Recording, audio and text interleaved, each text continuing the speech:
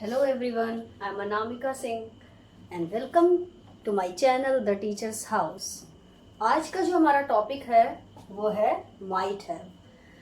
मेरे previous lecture को अगर आपने देखा है तो आप बेहतर समझेंगे और अगर नहीं देखा है तो प्लीज़ आप मेरा प्रीवियस लेक्चर देखें क्योंकि ये लेक्चर उससे बिल्कुल रिलेटेड है।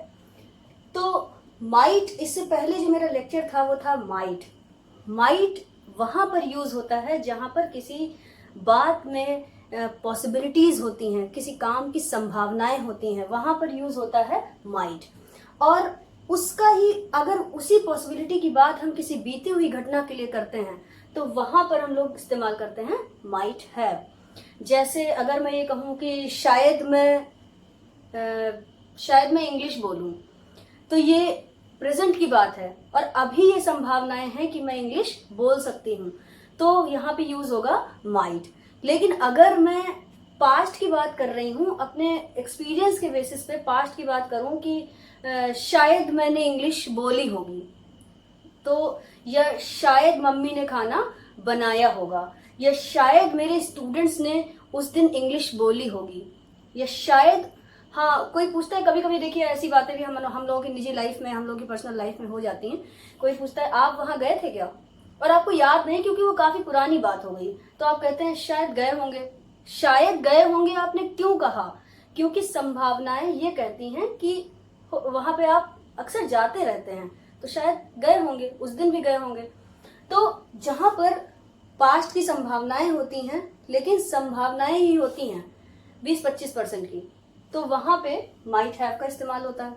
जैसे, और ये जो बार बार मैं कहती हूँ ना कि आइडेंटिफिकेशन होना चाहिए, पहचान होनी चाहिए, ऐसा क्या हो उस सेंटेंस में कि हम जान जाएं कि वहां पे माइट हैव का यूज होगा।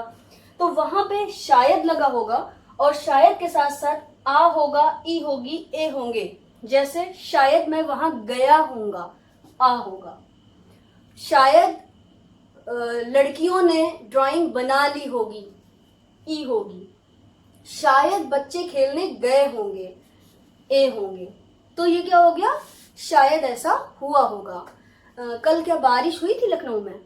हाँ शायद हुई होगी, मैं तो सो रही थी, तो शायद हुई होगी। संभावनाएं थी क्योंकि मौसम बारिश जैसा था, तो शायद हुई होगी। शायद ऐसा हुआ होगा, शायद वैसा हुआ होगा। इस तरह के जो सेंटेंसेस होते हैं वहां पे हम लोग माइट हैव का यूज करते हैं। तो देखिए कैसे, यहाँ पे भी प्रीवियस लेक्चर मेरा जरूर देखिएगा, तभी आप इससे रिलेट कर पाएंगे। तो यहाँ पे भी सिर्फ सिंपल और निगेटिव सेंटेंसेस ही बनेंगे। अगर आप बनाना भी चाहेंगे तो वो प्रैक्टिकल सेंटेंसेस नहीं होंगे। जैसे शायद पापा ऑफिस गए होंगे, ये बिल्कुल सुनने में सही सेंटेंस लग रहा है जो हमारी डेली लाइफ में बोला जा सकता है। या फिर शायद मैम ने आज ये पढ़ाया होगा, ये भी बोला जा सकता है। शायद मैम आज नहीं आई होंगी क्योंकि मुझे उम्मीद है कि कल मैम की तबीयत ठीक नहीं थी, तो शायद आज नहीं आई होंगी। आप भी सकती हैं क्योंकि अक्सर वो तबीयत खराब होने पे भी लेक्चर ले लेती हैं, लेकिन तबीयत खराब थी तो शायद ना आए, फोन कर लो फिर चलो, ठीक है। तो शायद की बातें आ गई। ये पॉजिटिव और निगेटिव है, यानी कि सिंपल और निगेटिव सेंटेंस है। क्या ऐसे बन सकते हैं interrogative, negative, question word sentences इसमें बनने की संभावनाएं हैं? बिल्कुल भी नहीं है। कैसे? क्या शायद वो वहां गया होगा? नहीं। वो शायद वहां क्यों गया होगा? नहीं। ये इस तरह के सेंटेंसेस बन ही नहीं सकते हैं। अगर बनेंगे, जबरदस्ती में आप बनाओगे तो बन तो जाएंगे। कुछ नहीं करना है, सब्जेक्ट और हेल्पिंग वर्ब को चेंज कर दीजिएगा, क्वेश्चन वर्ड लगा दीजिएगा, जैसा कि मेरे प्रीवियस लेक्चर्स में मैंने बताया है। लेकिन यहाँ पे जो प्रैक्टिकल सेंटेंसेस हैं जिनका हम इस्तेमाल करेंगे, जिनसे हमें बेनिफिट होगा, हमारी लैंग्वेज में फ्लुएंसी आएगी, वो सिर्फ सिंपल और नेगेटिव होंगे। तो देखिए बनाते हैं। शायद बच्चे स्कूल गए होंगे, तो सबसे पहले क्या आएगा? सब्जेक्ट। सब्जेक्ट यहाँ पे क्या है? जो व्यक्ति काम को करता है। कौन? बच्चे। तो चिल्ड्रेन। इसके बाद क्या लगना चाहिए? माइट। फिर क्या नॉट लगेगा? नहीं लगेगा। क्यों? क्योंकि ये एक सिंपल सेंटेंस है, इसमें ना वर्ड का यूज नहीं हुआ है। फिर इसीलिए इस नॉट को ब्रैकेट में रखा गया है। अगर जरूरत होगी तो लगेगा और जरूरत होगी तो नहीं लगेगा। फिर हैव, फिर वर्ब। वर्ब यहाँ पर क्या है? जाना, गया या जाना। जाने को इंग्लिश में क्या कहते हैं? गो।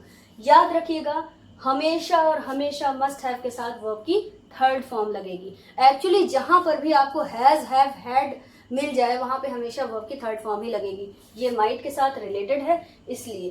तो मस्ट हैव ग्रामर में आप हमेशा वर्ब की थर्ड फॉर्म लगाएंगे। तो मस्ट हैव, गो की सेकेंड फॉर्म होती है गॉन। और बचा क्या ऑब्जेक्ट के लिए? स्कूल। ठीक है, तो children might have gone school. Next sentence है शायद मैम ने पढ़ा दिया होगा। तो आज मैं क्लास में नहीं गई, तो ये हो सकता है कि मैम ने ये पढ़ा दिया हो। तो सब्जेक्ट कौन है? काम को कौन करेगा? मैम। तो मैम, फिर माइट, फिर नॉट, नहीं नॉट का यूज नहीं होगा क्योंकि ये भी एक सिंपल सेंटेंस है। फिर हैव, मैम माइट हैव। फिर पढ़ाने को क्या कहते हैं? टीच, और टीच की थर्ड फॉर्म क्या होती है? Taught. Ma'am might have taught. शायद मैम ने पढ़ा दिया होगा। अच्छा, एक और सेंटेंस लेते हैं, शायद मम्मी ने खाना नहीं बनाया होगा।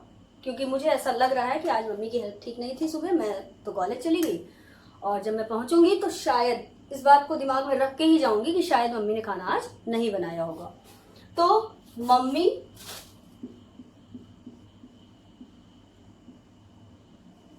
फिर might,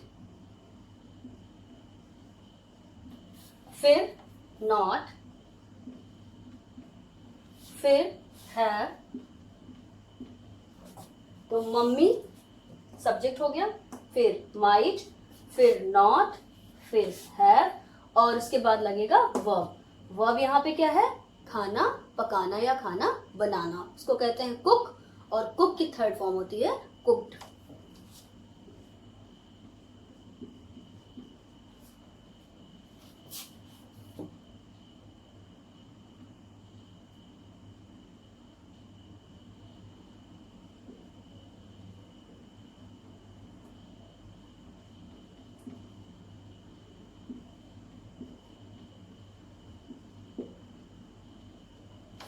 mummy might not have cooked food. फिर देखिए, शायद वह नहीं आया होगा। शायद वह नहीं आया होगा एक और निगेटिव सेंटेंस है। तो ही, सब्जेक्ट कौन है? वह नहीं आया होगा। तो सब्जेक्ट कौन हुआ? वह लड़का है, सुनने में लग रहा है, तो ही लगाएंगे। ही माइट, फिर नॉट, फिर हैव, अगेन वर्ब। वर्ब यहाँ पे क्या है? आना। आने को इंग्लिश में कहते हैं कम, और कम की थर्ड फॉर्म भी होती है कम। Come first form, came second form, again come is third form. तो come, he might not have come. देखिएगा यहाँ पे दो हेल्पिंग वर्ब्स का यूज हुआ है। मैंने प्रीवियस लेक्चर में ये बात भी बताई है, शायद कुड हैव में। माइट और हैव दो हेल्पिंग वर्ब्स इस ग्रामर में यूज हो रही हैं। जहां पे भी दो हेल्पिंग वर्ब्स एक साथ यूज होती हैं, वहां पे जो नॉट उसका नेगेटिव वर्ड होता है वो हमेशा उन दोनों के बीच में ही प्लेस होता है। तो अगर हम इंट्रोगेटिव सेंटेंस या इंट्रोगेटिव नेगेटिव सेंटेंसेस बन पाए तो भी हम ये अपनी जगह पे ही प्लेस रहेगा, चेंज सिर्फ ये दोनों होंगे। तो ये रही हमारी grammar might have. Might have में खास बातें ये थी कि यहाँ पे वर्ब की थर्ड फॉर्म यूज होती है। माइट हैव पॉसिबिलिटीज, वो भी पास्ट पॉसिबिलिटीज पे बेस्ड है। माइट हैव के सिर्फ सिंपल और नेगेटिव सेंटेंसेस ही बनते हैं, और ये ग्रामर बहुत ज़्यादा हमारी बातचीत में यूज होती है। तो गाइस, अगर आपको ये लेक्चर पसंद आया हो तो आप वीडियो को देखिए, पूरा देखिए, वीडियो को लाइक करिए, चैनल को सब्सक्राइब करिए, और बेल आइकन को प्रेस ज़रूर करिए ताकि आपको आने वाले सभी वीडियोस का नोटिफिकेशन मिल पाए और आप नेक्स्ट वीडियोस का वेट करिए। Thank you so much.